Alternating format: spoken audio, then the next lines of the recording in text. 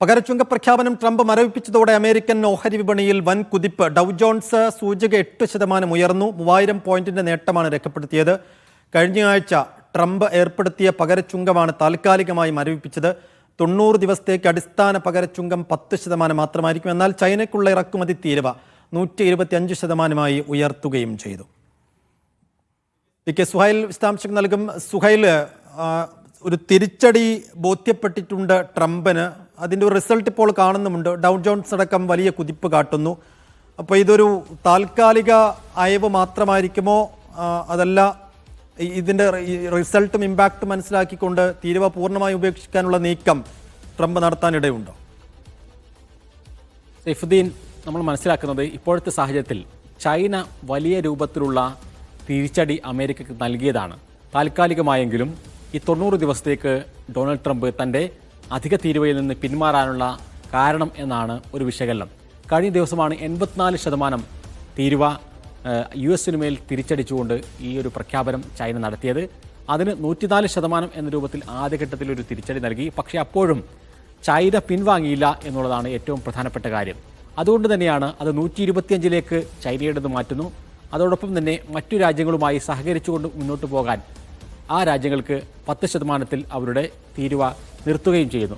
അപ്പോൾ സ്വാഭാവികമായും ഇപ്പോഴത്തെ ഇന്നലെ ഉണ്ടായ പ്രഖ്യാപനത്തിൻ്റെ പ്രധാന മുന അത് ചൈനയിലേക്കാണ് എന്നാണ് നമുക്ക് മനസ്സിലാക്കാൻ സാധിക്കുന്നത്.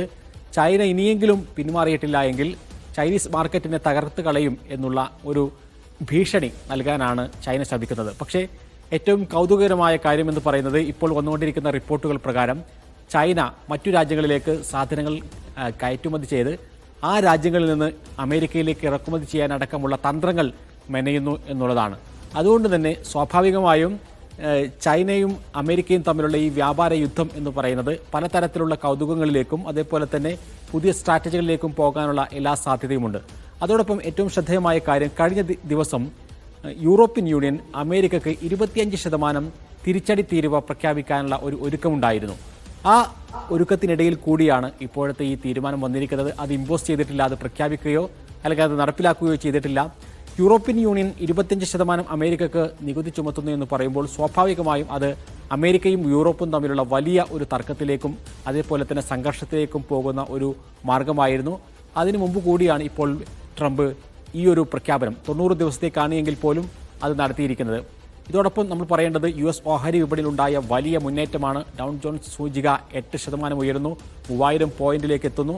നമുക്കറിയാം, കഴിഞ്ഞ ദിവസങ്ങളിലെല്ലാം തന്നെ അമേരിക്കയുടെ പ്രധാനപ്പെട്ട കമ്പനികളിലെല്ലാം വലിയ ഓഹരി നഷ്ടം അല്ലെങ്കിൽ അവരുടെ വിപണി മൂല്യമാണ് ഇടിഞ്ഞു വീണിരുന്നത്.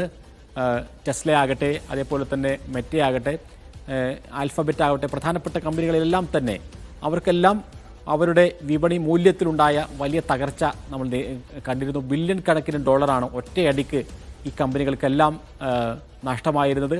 അതെല്ലാം പതുക്കെ തിരിച്ചുപിടിക്കാൻ ഡൊണാൾഡ് ട്രംപിൻ്റെ ഈ തീരുമാനത്തോടു കൂടി കഴിയുന്നു എന്നുള്ളതാണ് പ്രധാനപ്പെട്ട കാര്യം.